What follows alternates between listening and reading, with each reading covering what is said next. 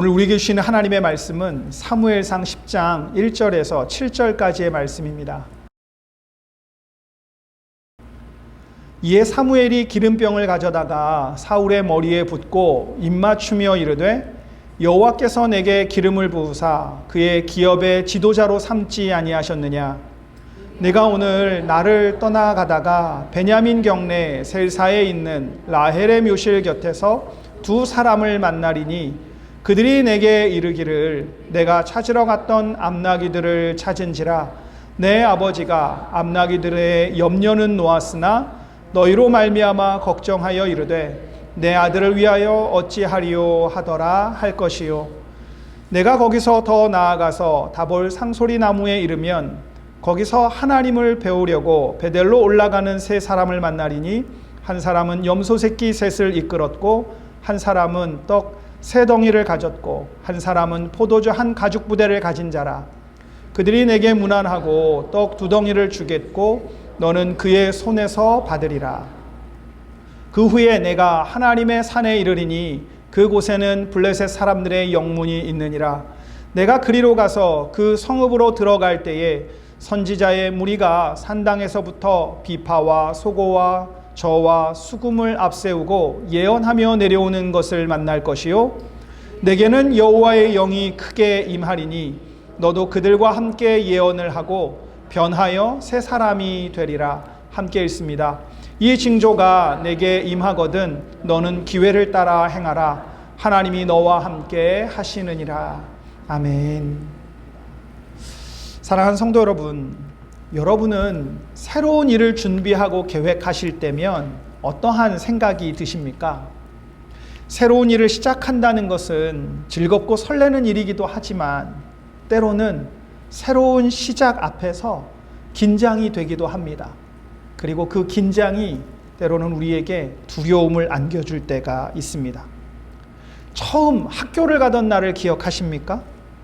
직장에 출근 첫날, 결혼 후 시작된 남편과 아내로서의 그 역할의 시작, 유학과 이민으로 시작했던 우리의 이민 생활, 익숙하지 않았던 길 앞에서 누구나 조금씩은 긴장되고 마음이 흔들렸을 것입니다. 새로운 시작은 기대를 품게 만들면서도 동시에 내가 잘 감당할 수 있을지에 대한 두려움 또한 밀려오는 것이 사실입니다. 마치 번지점프대 앞에서 뛰어내리기 전에 느끼는 스릴과 같은 것 같아요. 여러분도 그런 순간을 마주했던 경험이 있으실 겁니다. 사람들은 두려우면 마음이 흔들립니다. 그러면서 자주 하는 말이 있는데요. 나는 아직 준비가 되지 않았습니다 라고 하는 말입니다. 정말 준비가 되지 않았기 때문에 이렇게 말하는 경우도 있겠지만 준비가 되지 못해서가 아니라 내면에 차오르는 긴장과 두려움 때문에 이렇게 말하는 경우가 있습니다. 사람들은 혹시 내가 실패하면 어떻게 하지? 내가 잘못 해내면 어떻게 하지? 그래서 사람들이 그런 나를 보고 실망하면 어떡하지? 라는 생각 때문에 사람들에게 나는 아직 준비가 되지 않은 것 같아요 라고 말을 하며 자신 안에 있는 긴장과 두려움을 감추려고 하는 것입니다. 이런 마음은 하나님을 믿는 성도들 가운데에서도 있습니다. 하나님을 위해 더 잘 준비해야 된다는 생각 때문에 하나님의 부르심을 미루려고 할 때가 있습니다. 저는 중학교 3학년 때 은혜를 받고 목사가 되겠다고 스스로 서원을 했습니다. 그런데 고등학교 3년을 보내는 동안 제 마음속에서는 내가 정말 목사가 될 준비가 되어 있을까? 라는 생각이 떠나지 않았습니다. 저의 약함과 한계를 경험할 때마다 하나님께서 은혜로 부르셨다는 믿음을 갖기보다는 제 부족함만 보였습니다. 그래서 다른 길을 생각했던 적이 있습니다. 사람들은 이럴 때면 지금은 때가 아닙니다. 제가 조금 더 잘 준비하겠습니다 라고 말을 하거나 저는 조금 더 배운 후에 준비가 된 후에 다시 도전하겠습니다 라고 말을 합니다. 어떤 사람들은 제가 믿음이 더 잘하면 그때 순종하겠습니다 라고 말을 하기도 합니다. 하나님께 쓰임받기 위해 정돈되고 잘 준비되는 것은 너무나도 중요한 일입니다. 그러나 때로는 준비가 부족한 것이 아니라 두려움이 우리를 멈춰 세우는 경우가 있습니다. 성경을 읽다 보면 하나님께서 선택하신 사람들이 처음에 하나님께 하는 말들이 있습니다. 그것은 위대한 순종의 고백이 아니라 하나님, 저는 할 수 없습니다 라고 하는 고백입니다. 출애굽을 위해 하나님이 모세를 부르셨을 때 모세는 하나님께 내가 누구이기에 바로에게 갑니까? 라고 하나님께 되물었습니다. 기드온도 마찬가지입니다. 그는 여호와의 사자에게 나는 내 아버지 집에서 가장 작은 자니이다 라고 말을 했습니다. 예레미야도 하나님의 부르심 앞에서 보소서 나는 아이라 나는 말할 줄을 알지 못합니다 라고 말했습니다. 베드로도 마찬가지입니다. 예수님의 능력을 경험한 후에 베드로는 주여 나를 떠나소서 나는 죄인이로소이다 라고 고백했습니다. 하나님 앞에서 자신의 부족함을 보지 않았던 사람은 한 사람도 없습니다. 이처럼 하나님께 쓰임받은 사람들의 첫 고백은 주님 맡겨만 주십시오 제가 하겠습니다 라는 말이 아니었습니다. 그들은 한결같이 저는 할 수 없습니다 이렇게 말했습니다. 이 고백들이 우리에게 알려주는 것은 무엇입니까? 그들이 하나님께 쓰임받은 이유는 그들 스스로가 완벽하게 준비되어 있었기 때문이 아니라 하나님이 그들을 은혜로 부르셨다는 사실 때문입니다. 그 사명을 감당할 수 있도록 하나님께서 그들과 함께 하셨고 그들을 이끌어 주셨습니다. 하나님의 사람은 자신의 수고와 노력의 결과로서 스스로 만들어지는 사람이 아닙니다. 하나님의 은혜로 세워지는 사람입니다. 하나님은 완성된 사람을 찾으시는 분이 아니라 부르신 사람을 하나님의 사람으로 친히 빚어가시고 세워가시는 분입니다. 그래서 하나님의 능력이 완전한 사람보다 하나님 앞에 순종할 줄 아는 사람을 하나님은 찾으십니다. 이것이 하나님 나라에서는 아주 중요한 원리입니다. 세상은 능력과 실력이 뛰어난 사람을 찾지만 하나님은 오직 하나님을 의지하는 믿음의 사람들을 찾으십니다. 그런데 성경을 보면 하나님께서 세우시는 사람들에게는 한 가지 공통점이 있습니다. 그들은 자신이 하나님께 쓰임받을 만한 사람이라고 생각하지 않았다는 점입니다. 오히려 자신의 부족함을 누구보다 잘 알고 있던 사람들이었습니다. 하나님은 그런 사람들을 붙드셔서 하나님의 사람으로 세워가십니다. 사무엘상 10장에 등장하는 사울도 바로 그런 사람입니다. 사울은 스스로 왕이 될 자격이 없다고 생각했습니다. 자신 스스로 평가해봐도 사람들이 기대했던 완벽한 사람이 아니었기 때문입니다. 그럼에도 불구하고 하나님은 사무엘을 통하여 사울에게 기름을 부으십니다. 하나님이 사울을 이스라엘의 초대 왕으로 삼으신 것입니다. 사무엘을 통해 그에게 기름을 부으시고 말씀을 주시고 성령으로 새롭게 하셔서 하나님의 사명을 감당할 수 있도록 은혜를 주셨습니다. 그런데 성도 여러분, 이런 생각을 해보신 적이 있습니까? 이스라엘에는 사울보다 더 훌륭한 사람도 있었을 텐데 하나님은 왜 사울에게 기름을 부으셨을까? 왕이 되기에 더 잘 준비된 사람이 있었을 겁니다. 오히려 더 경험이 많고 지혜로운 사람이 있었을 겁니다.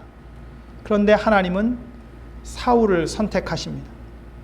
저는 오늘의 말씀을 묵상하면서 하나님은 어떤 사람을 세우시는가, 그리고 하나님이 세우시는 사람은 무엇으로 살아가는가를 함께 살펴보려고 합니다. 오늘 말씀은 사무엘이 사울에게 기름을 붓는 장면으로 시작됩니다. 1절 말씀인데요. 이에 사무엘이 기름병을 가져다가 사울의 머리에 붓고 입맞추며 이르되 여호와께서 내게 기름을 부으사 그의 기업의 지도자로 삼지 아니하셨느냐라고 말씀합니다. 이 장면은 이스라엘 역사에서 매우 중요한 순간입니다. 마침내 하나님께서 한 사람을 부르셔서 이스라엘의 왕으로 삼으시는 순간이기 때문입니다. 그런데 막상 온 이스라엘 앞에 왕으로 세워지는 날 사울은 사람들 앞에 당당히 나서지 못했습니다. 성경은 사울이 진보다리 사이에 숨어 있었다고 말씀합니다. 사람들이 그를 아무리 찾아도 사울이 보이지 않았습니다. 그래서 하나님께 묻습니다. 하나님, 사울이 여기에 있습니까? 그래서 하나님이 말씀해 주세요. 그제야 진보다리 사이에서 숨어있던 사울을 찾아냅니다. 여러분은 왕이 될 사람이 왜 숨어 있었다고 생각하십니까? 사울은 자신이 생각하기에도 자신은 왕이 될 만한 사람이 아니라고 생각했고 그 책임을 감당하지 못할 것이라는 두려움이 있었습니다. 사울은 그 자리가 너무나도 부담스럽고 너무나도 크게 느껴졌을 겁니다. 그래서 사람들 앞에 나서기보다 진보다리 사이에 숨는 것이 더 마음이 편했습니다. 사람들이 우러러보는 높은 왕자보다 그 진보다리 사이에 가려진 좁은 공간이 자신에게 더 안전하게 느껴졌던 것입니다. 그런데 여기서 우리가 기억해야 할 것이 있습니다. 성경은 하나님이 택하신 사람의 자격을 그 사람에게서 찾지 않는다는 사실입니다. 사실 사울에게는 눈에 띄는 장점도 있었습니다. 그는 다른 사람들보다 키가 컸고 외모도 뛰어났습니다. 이스라엘이 기대했던 왕으로 선택받기에 그만하면 외모나 겉모습이 부족하지 않았다는 말입니다. 그러나 성경은 하나님께서 그를 선택하신 이유를 그의 외적인 조건으로 설명하지 않습니다.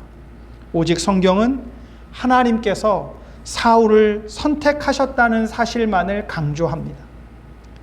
사울이 하나님을 찾아온 것이 아닙니다. 하나님께서 사울을 주목하여 바라보고 계셨던 겁니다.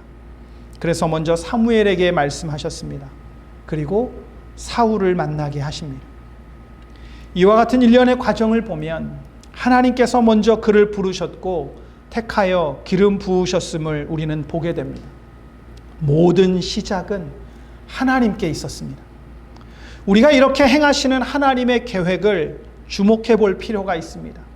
이것이 하나님이 행하시는 은혜의 주도성이기 때문입니다. 우리가 자격이 있는 것이 아니라 내가 어떠한 기준에 맞춰서가 아니라 하나님이 나를 기뻐하시고 나를 그렇게 사용하시기로 결정하셔서 택하셨기 때문입니다. 그 은혜가 오늘도 저와 여러분을 숨쉬게 하고 믿음으로 살아가게 하심을 기억하시기를 바랍니다. 하나님은 자격 있는 사람을 보고 선택하신 것이 아닙니다. 무슨 병아리 감별사처럼 강한 것은 취하고 약한 것은 버리는 분이 아니라는 말입니다.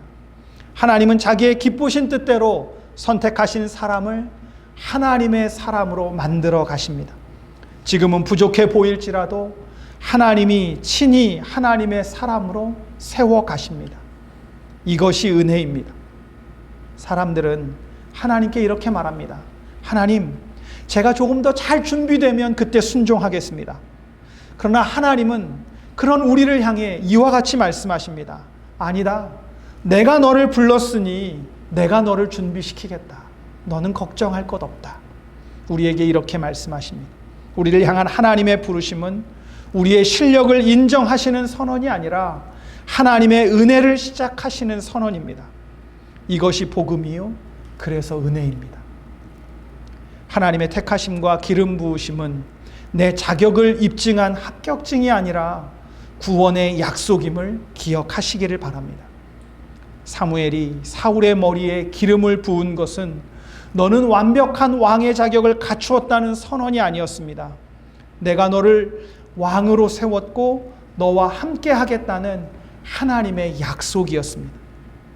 그래서 하나님의 사람은 자신의 능력을 믿고 살아가는 사람이 아니라 모든 순간에 하나님의 부르심을 믿고 하나님을 의지해서 살아가는 사람입니다. 성도로 살아가는 우리의 삶의 모습도, 그리고 세크라멘토에서 복음을 전하는 우리 교회도 이 믿음과 소망을 기억해야 합니다. 오늘도 하나님이 우리를 세워 가심을 믿습니다. 우리가 그 사명을 감당할 수 있도록 하나님은 부르신 사람에게 말씀으로 확신을 주십니다. 사울에게 기름을 부으신 것으로 하나님의 일이 끝나지 않았습니다. 하나님은 택하신 그 사람을 부르셔서 그 사명을 이루기까지 끝까지 인도해 가십니다.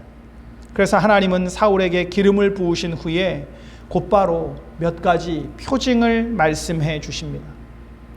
그런데 하나님은 왜 굳이 사울에게 이런 일들이 일어날 것이라고 말씀하셨을까요? 사울이 하나님을 믿지 못할까 봐 하나님은 이렇게 그에게 말씀하신 걸까요? 아니면 다른 의도가 있으셨던 것일까요? 하나님은 사울이 앞으로 왕이 되어 모든 일이 순조롭게 풀릴 것이라고 약속하지 않으셨습니다. 오히려 앞으로 수많은 두려움과 책임을 감당해야 할 사람이라는 것을 하나님은 이미 잘 알고 계셨고, 그것이 왕의 자리입니다. 그래서 하나님은 사울이 감당해야 할 현실에 앞서서 하나님이 언제나 말씀으로 함께 하신다는 것을 사울에게 알려주려고 하신 것입니다.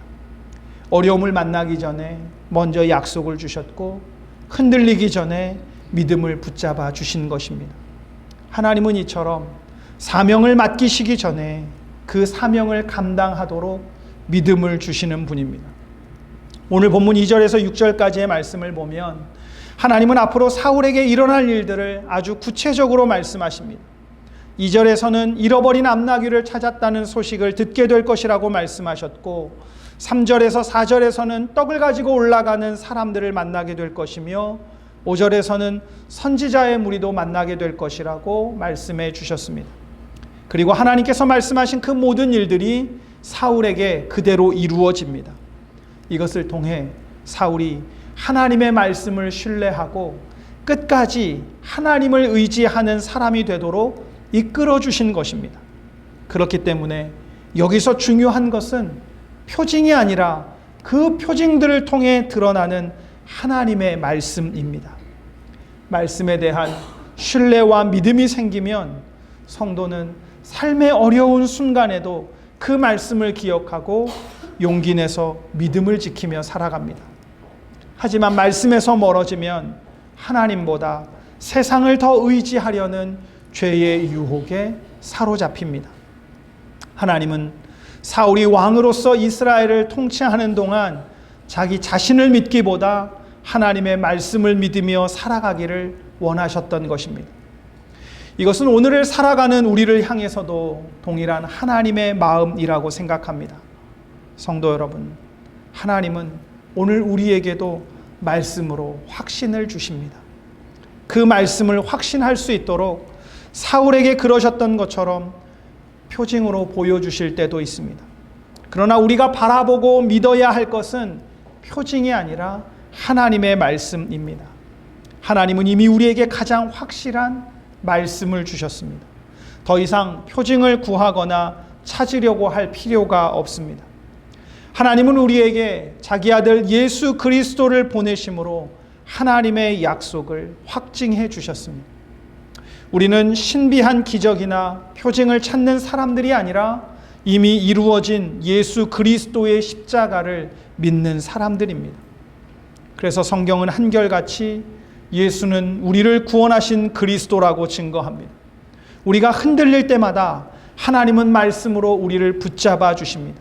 삶의 다양한 문제 속에서 두려워할 때에는 내가 너와 함께 하리라는 말씀으로 담대함을 주시고, 지쳐서 낙심할 때에는 내 은혜가 내게 족하다고 말씀하시며 위로해 주십니다. 내일 일을 염려할 때에는 내가 결코 너를 버리지 않고 너를 떠나지 않으리라고 말씀하시면서 다시 한번 용기 낼 수 있게 하십니다.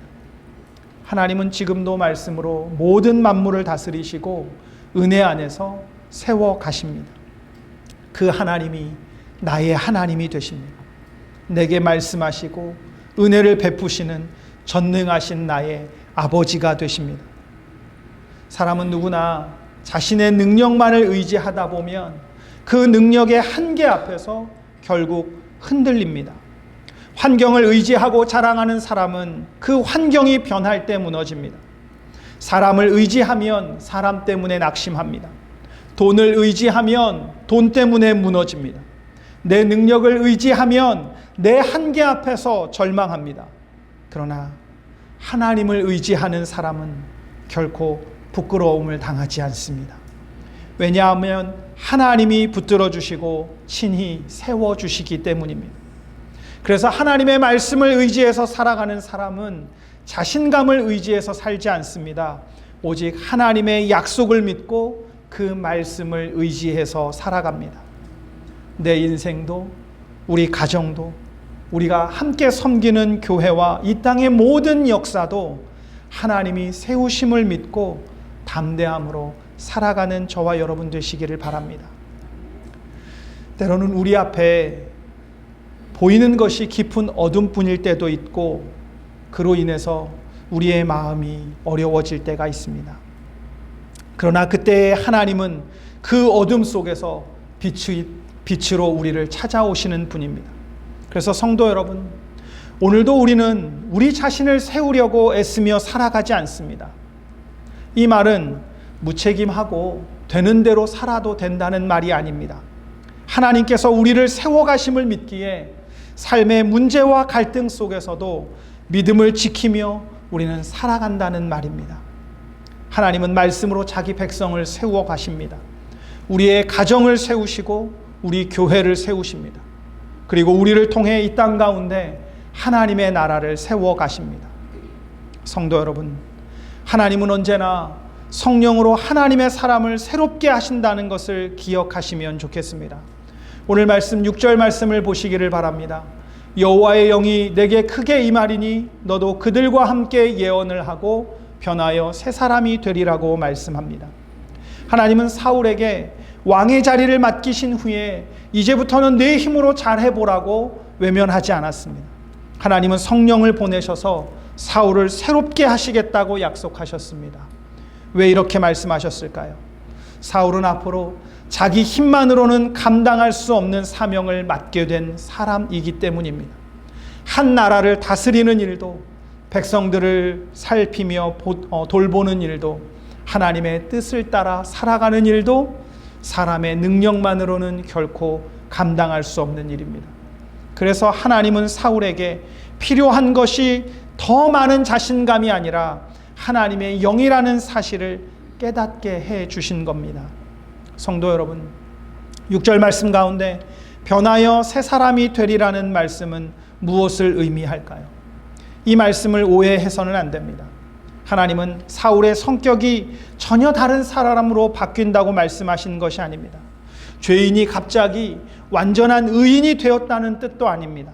이 말씀은 하나님께서 맡기신 사명을 감당할 수 있도록 하나님의 영으로 새롭게 하시겠다는 약속입니다. 사람은 그대로인데 그 사람 안에서 하나님이 일하기 시작하시는 것입니다. 그래서 하나님의 사람은 자기 능력으로 살아가는 사람이 아니라 성령의 도우심으로 살아가는 사람입니다. 그래서 우리는 날마다 성령의 도우심을 구하며 믿음으로 살아가는 것입니다. 그러면 성령의 도우심을 받는 하나님의 사람은 어떤 모습으로 살아가겠습니까? 그는 더 이상 자기 자신을 의지하지 않습니다. 하나님께서 말씀하시고 성령으로 역사하심을 신뢰하며 믿음으로 살아가려고 합니다. 이것이 오늘 우리를 향한 하나님의 은혜요 부르심입니다. 하나님은 우리의 연약함도 아시고 부족함도 아시며 두려움과 한계도 아십니다. 그럼에도 불구하고 우리를 부르셔서 하나님의 사명을 맡기시고 자녀로 살아가게 하십니다. 그 일을 잘 감당하도록 말씀으로 강하게 하시고 성령으로 충만하게 하십니다. 그래서 하나님의 사람은 자신의 재능보다 하나님의 약속을 믿고 말씀을 의지해서 살아가는 것입니다. 자신의 경험보다 성령의 인도하심을 더 의지하고 자신의 능력보다 하나님이 함께 하신다는 사실에서 믿음으로 살아갈 용기를 얻습니다.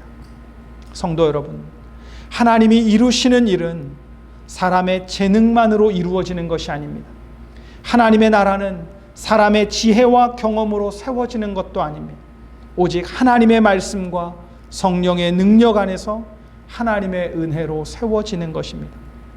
그러므로 성도는 자신을 세우려고 애쓰는 사람이 아니라 하나님께서 자신을 세워가심을 알고 믿음으로 살아가는 사람입니다.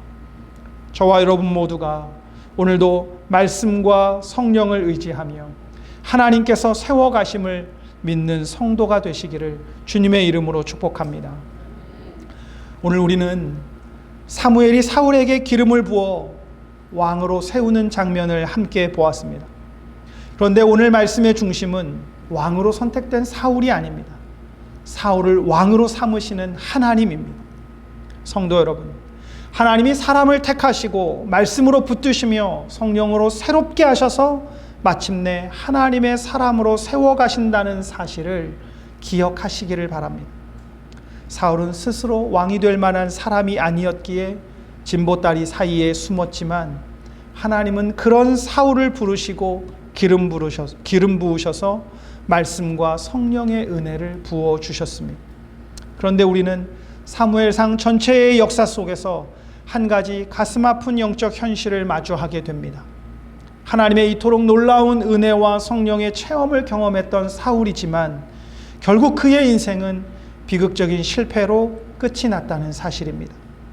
사울은 왕이 될 때의 겸손함을 잃어버렸고 하나님의 말씀보다 사람들의 눈치를 더 살피는 사람으로 바뀌었습니다. 결국 하나님이 주신 왕좌에서 하나님의 나라가 아니라 자기 왕국을 세우려다가 마침내 무너지고 말았습니다. 이 사울의 실패가 우리에게 폭로하는 영적인 진실은 무엇입니까? 아무리 큰 은혜를 경험하고 성령의 표징을 보았을지라도 타락한 죄인인 인간은 스스로의 힘으로는 그 은혜를 지켜낼 수 없다는 사실입니다. 이것은 우리도 예외가 아닙니다. 은혜를 받고 눈물로 결단하지만 돌아서면 내 안위와 유익을 위해 진보다리 사이에 숨어버리는 사울의 두려움과 그 DNA가 우리 안에도 고스란히 남아있기 때문입니다. 그래서 하나님은 우리에게 인간왕 사울의 실패를 통해 우리 스스로 결코 구원과 사명을 완성할 수 없음을 깨닫게 하십니다. 그리고 바로 그 절망의 자리에서 결코 실패하지 않으시는 참된 왕으로 오신 예수 그리스도를 바라보게 하십니다. 사울은 두려움 때문에 숨었지만 왕이신 예수님은 우리의 죄를 담당하시려고 십자가를 지고 골고다 언덕을 오르셨습니다. 사울은 왕이 된 후에 하나님의 말씀을 버렸지만 왕이신 예수님은 죽기까지 하나님의 말씀에 순종하셨습니다. 사울의 통치는 실패로 끝났지만 예수님은 십자가에서 피 흘려 죽으시고 3일 만에 부활하심으로 영원히 실패하지 않는 하나님의 나라를 우리 가운데 세우셨습니다. 그러므로 성도 여러분, 우리의 소망은 내가 얼마나 잘 준비되어 있는가에 있지 않습니다. 내가 이 은혜를 끝까지 지킬 수 있는가에 달려 있는 것도 아닙니다. 우리의 유일한 소망은 우리를 부르시고 지금도 성령으로 붙들고 계시는 만왕의 왕 예수 그리스도의 주권에 달려 있습니다. 우리는 지난 8주 동안 사무엘상의 말씀을 함께 묵상해 왔습니다. 오늘 그 긴 여정의 마지막에서 우리는 다시 한번 분명히 고백합니다. 하나님은 지금도 자기 백성을 돌보시며 세우시는 분입니다. 비록 우리의 삶에 사울과 같은 실패가 있고 날마다 인생의 부족함으로 인해 고통과 좌절이 찾아올지라도 우리를 구원하신 참된 왕 예수 그리스도께서 우리를 마침내 거룩한 하나님의 자녀로 세워가실 것입니다. 그러니 나의 실패와 한계 때문에 주저앉거나 낙심하지 마시기 바랍니다. 믿음의 눈을 들어서 변함없이 우리를 세우시는 신실하신 하나님과 예수 그리스도의 십자가의 승리를 바라보는 저와 여러분이 되시기를 바랍니다. 이 한 주간도 내 능력이 아니라 오직 말씀과 성령 안에서 참된 왕이신 예수 그리스도를 의지하며 살아가는 성도들의 가정과 삶 가운데 하나님의 은혜와 평강이 더욱 넘치시기를 주님의 이름으로 축복합니다.